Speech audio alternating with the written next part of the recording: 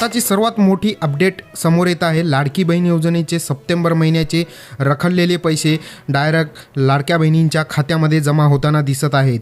बऱ्याच महिलांना लाडकी बहीण योजनेचे सप्टेंबर महिन्याचे पैसे खात्यामध्ये जमा झालेले आहे। तुम्ही मेसेजेस बघू शकता।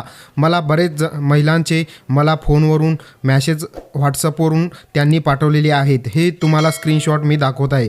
तर लाडक्या बहिणींनो, तुम्हाला जर हे पैसे आले नसेल तर तुम्हाला फक्त 2 कामे करायची आहेत। तर लाडक्या बहिणींनो, तुमच्या मोबाईलमध्ये रेग्युलर तुम्हाला बॅलन्स मारत राहायचे आहे। बॅलन्स मारत राहत असल्यास तुम्हाला पैसे येणार आहेत। ते काय प्रॉब्लेम होतो तुम्हाला सांगतो।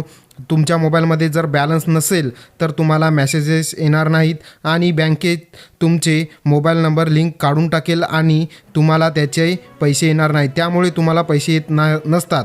तर दुसरे कारण म्हणजे लाडक्या बहिणींनो, तुमच्या आधार कार्डला तुमच्या बँकेला आधार कार्ड लगेच लिंक आहे की नाही ते बघा। त्यामुळे तुम्हाला पैसे येण्याची शक्यता असते।